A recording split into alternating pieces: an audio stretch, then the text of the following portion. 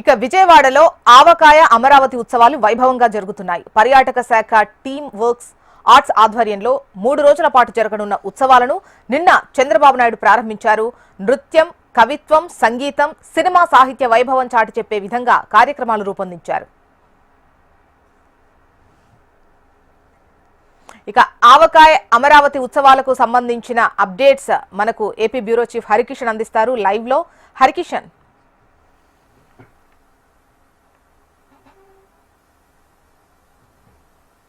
ఆంధ్రప్రదేశ్ సంస్కృతి సంప్రదాయాలను అలాగే సినిమాకు సంబంధించినటువంటి కళలను సాహిత్యాన్ని ప్రపంచానికి చాటి చెప్పేలా అత్యంత ఘనంగా అత్యంత వైభవంగా అమరావతి ఆవకాయ అనేటటువంటి ఒక పేరు పెట్టి ఆ కార్యక్రమాన్ని అయితే అట్టహాసంగా నిన్న కృష్ణానది తీరంలో ముఖ్యమంత్రి చంద్రబాబు చేతుల మీదుగా కూడా ప్రారంభించడం జరిగింది. ఈ కార్యక్రమానికి ఫోటోగ్రఫీ ఎవరైతే పర్యాటక శాఖ మంత్రి ఉన్నారో కందుల దుర్గేష్తో పాటు అలాగే యూరోపియన్ రాయబారి కూడా హాజరయ్యారు.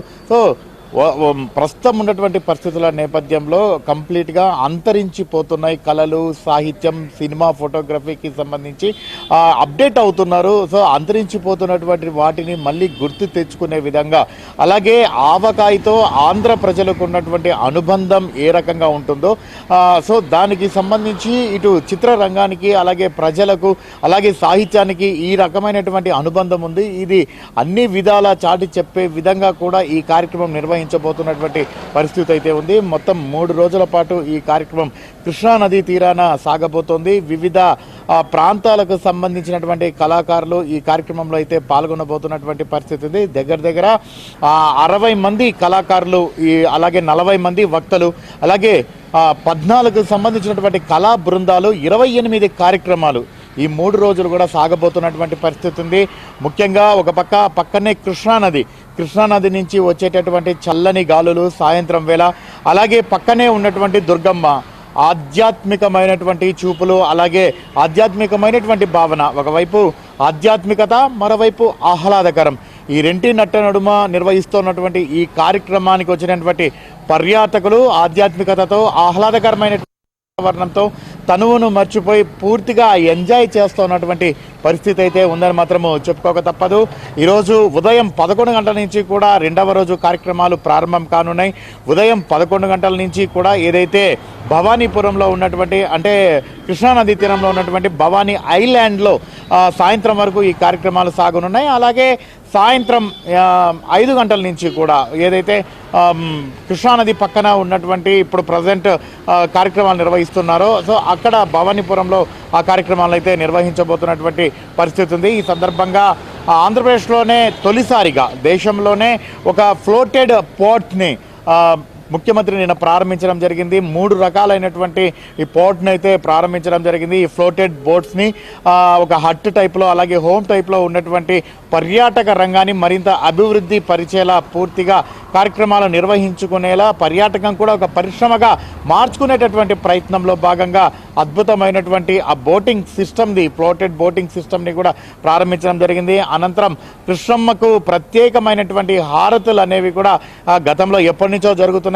కానీ నిన్న అద్భుతమైనటువంటి ప్రదర్శన అనేది ఇవ్వడం జరిగింది. దానిని కూడా ముఖ్యమంత్రి అధికారికంగా కూడా ప్రారంభించడం జరిగింది కృష్ణానది తీరంలో.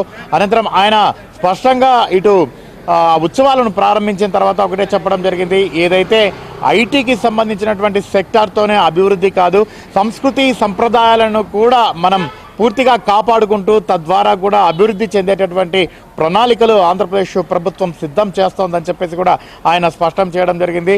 ఈ నేపథ్యంలోనే తొలి రోజు ఈ కార్యక్రమం అంగరంగ వైభవంగా అయితే ప్రారంభమైంది. 2వ రోజు ఈ కార్యక్రమం కొనసాగబోతోంది. పలు సినిమాకు సంబంధించినటువంటి కళాకారులు అలాగే సాహిత్యానికి సంబంధించినటువంటి కళాకారులు కవితలు చెప్పేటటువంటి ఎవరైతే కవులు ఉన్నారో వీళ్ళందరూ కూడా ఈ రోజు నుంచి ఈ కార్యక్రమాల్లో పాల్గొనబోతున్నారు. కవితా గోష్ఠులు జరగబోతున్నాయి. అలాగే సాహిత్యానికి సంబంధించినటువంటి చర్చా గోష్ఠులు కూడా సాగబోతున్నాయి. అలాగే ఇటు నవల నుంచి సినిమా అనేటటువంటి ఒక ఎండమూరి వీరేంద్రనాథ్ అలాగే ఎవరైతే దర్శకులు కోదండరామిరెడ్డి వీళ్ళు ఉన్నారు. వీరి మధ్య కూడా ఒక చర్చాగోష్ఠులు కూడా సాగబోతున్నటువంటి పరిస్థితి ఉంది. అలాగే జావేద్ అలీ తన పర్ఫార్మెన్స్ కూడా ఇవ్వబోతున్నారు.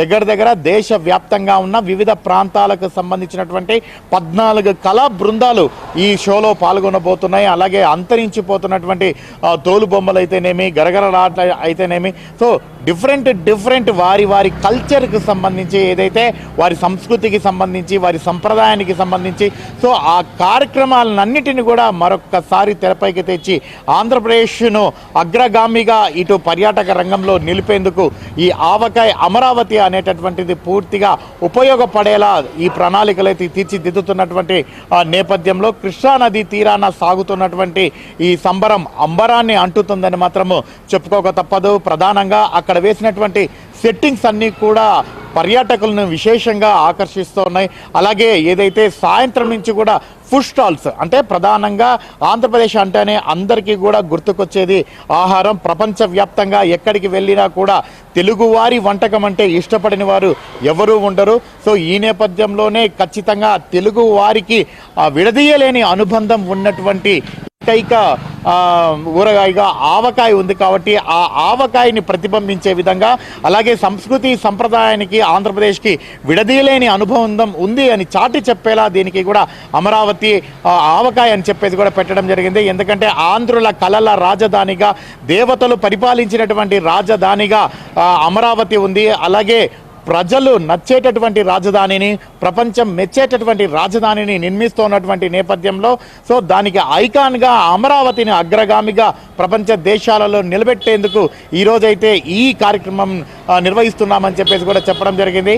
ప్రతి ఒక్కరికి కూడా ఉచిత ఎంట్రీ అయితే ఇవ్వడం జరిగింది. ప్రధానంగా ఒక వెబ్సైట్ సంబంధించి టూరిజం అయితే క్రియేట్ చేశారు. సో దాంతో ఎవరైనా ఎంట్రీ చేసుకొని ఫ్రీగా రావడానికి అవకాశం ఉంటుంది. జస్నా రైట్ హరికిషన్.